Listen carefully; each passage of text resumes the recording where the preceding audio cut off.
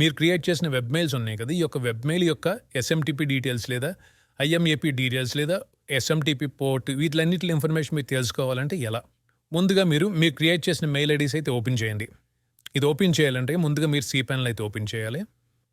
అంటే control panel మీరు open చేయాలి. కంట్రోల్ ప్యానెల్ ఓపెన్ చేయడానికి మీకు 2 వేస్ అయితే ఉన్నాయి. ఒకటి మీరు డైరెక్ట్గా cp.sunlighthost.com టైప్ చేస్తే డైరెక్ట్గా cPanel అయితే ఓపెన్ అవుతుంది. నేను ఆల్రెడీ లాగిన్లో ఉన్నాను కాబట్టి నాకు యూజర్ నేమ్ పాస్వర్డ్ ఏం అడగట్లేదు. ఒకవేళ మీకు అడిగితే కనుక మీ యొక్క ఈమెయిల్ ఐడి పాస్వర్డ్ ద్వారా మీరు లాగిన్ అవ్వండి. మేనేజ్ క్లిక్ చేస్తే మీ యొక్క కంట్రోల్ ప్యానెల్ అనేది ఓపెన్ అవుద్ది. ఇంకొక మెథడ్ ఏంటంటే డైరెక్ట్గా వెబ్సైట్ నుంచి లాగిన్ అవ్వచ్చు. మీరు మన యొక్క వెబ్సైట్ ఓపెన్ చేయండి. sunlighthost.com వెబ్సైట్ ఓపెన్ చేసి క్లయింట్ ఏరియా క్లిక్ చేయండి. నేను ఆల్రెడీ లాగిన్ అయ్యాను కాబట్టి వచ్చింది. ఒకవేళ మీరు లాగిన్ లేకపోతే కనుక యూజర్ నేమ్ పాస్వర్డ్ అయితే అడుగుతుంది మిమ్మల్ని. మీ యొక్క యూజర్ నేమ్ పాస్వర్డ్ ఎంటర్ చేసి లాగిన్ అవ్వండి. లాగిన్ అయిన తర్వాత మీ యొక్క సర్వీసెస్ ఓపెన్ చేసి మీ ప్లాన్ మీద క్లిక్ చేసి ఇక్కడ login to control panel click చేస్తే డైరెక్ట్గా మీరు ఎటువంటి యూజర్ నేమ్ పాస్వర్డ్ మీరు ఎంటర్ చేయకుండా ఆటోమేటిక్గా cPanel అయితే లాగిన్ అవుతారు. ఇక్కడ మేనేజ్ క్లిక్ చేస్తే ఓపెన్ అవుతుంది. సో ఈ విధంగా మీరు 2 వేస్లో మీరు మీ యొక్క కంట్రోల్ ప్యానెల్ మీరు ఓపెన్ చేయొచ్చు. ఓపెన్ చేసిన తర్వాత కిందకి స్క్రోల్ చేసి మీ యొక్క ఈమెయిల్ అకౌంట్స్ మీరు ఓపెన్ చేయాలి.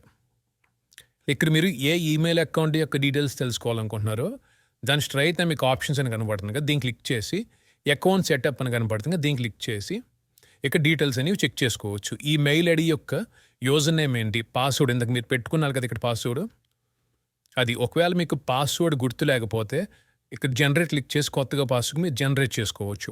మీకు ఏ పాస్వర్డ్ కావాలో ఆ పాస్వర్డ్ మీరు జనరేట్ చేసుకోవచ్చు. వన్స్ జనరేట్ చేసుకున్న తర్వాత ఈ యొక్క పాస్వర్డ్ మీరు సేవ్ చేసుకుని ఎక్కడన్నా కాపీ చేసుకుని ఎక్కడన్నా సేఫ్గా పెట్టుకోండి. పెట్టుకున్న తర్వాత మీరు సేవ్ క్లిక్ చేస్తే ఈ యొక్క పాస్వర్డ్ ఏదైతే పెట్టుకున్నారో అది అప్డేట్ అవుతుంది.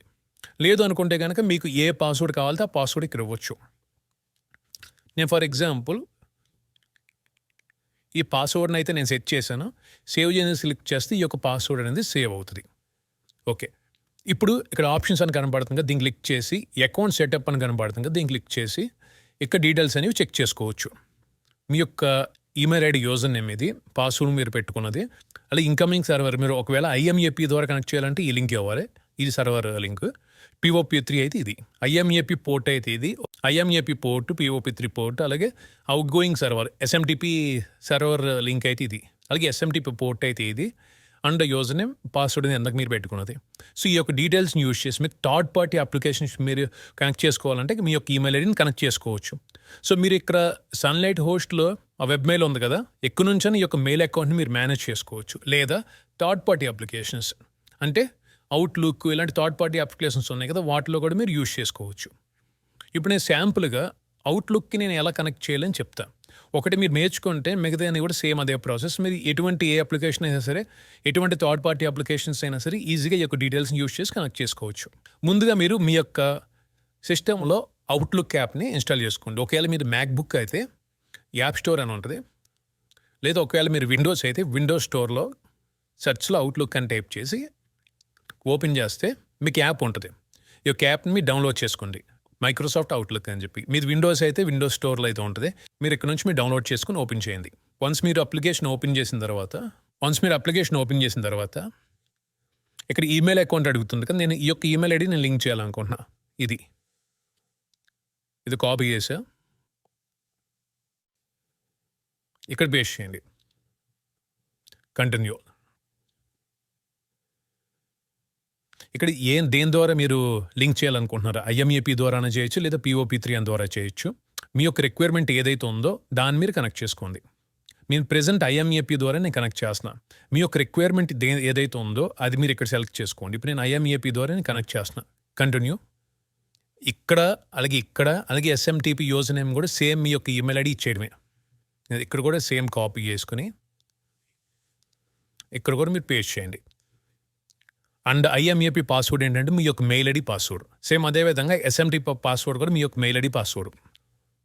నెక్స్ట్ వచ్చేసరికి ఐఎంఏపీ ఇన్కమింగ్ సర్వర్ అని ఉంది కదా, ఒకసారి మీ యొక్క మెయిల్ ఐడి ఓపెన్ చేస్తే ఇన్కమింగ్ సర్వర్ అని కనపడుతుంది కదా, ఇక్కడ ఐఎంఏపీకి సంబంధించింది లింక్ మీరు కాపీ చేసి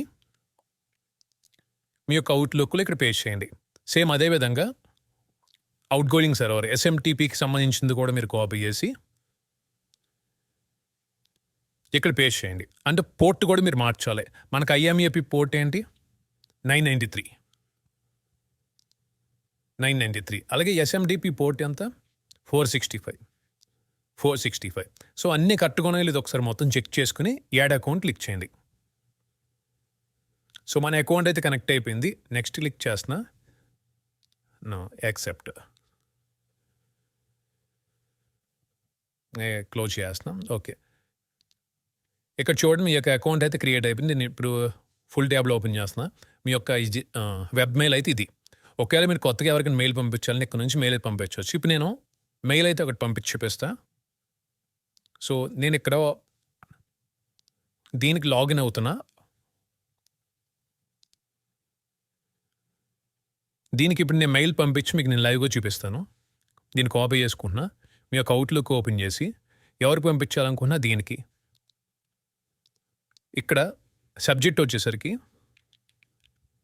నేను అవుట్లుక్ అని ఇస్తున్నా అర్థం అవడం కోసం. అలాగే బాడీ వచ్చేసరికి మీ ఇష్టం. సెండ్ క్లిక్ చేయండి. మెసేజ్ అయితే సెండ్ అయింది. ఇప్పుడు మీ యొక్క వెబ్ మెయిల్ అనేది ఒకసారి రిఫ్రెష్ చేస్తే అవుట్లుక్ అని వచ్చింది చూడండి. ఇది నేను అవుట్లుక్ నుంచి దీనికి పంపించింది. ఈ విధంగా మీరు థర్డ్ పార్టీ అప్లికేషన్స్ కూడా మీరు కనెక్ట్ చేసి యూజ్ చేసుకోవచ్చు. ఇక మీ సెంట్ ఐటమ్స్ని ఇక్కడ మీకు కనబడతాయి. ఓకే.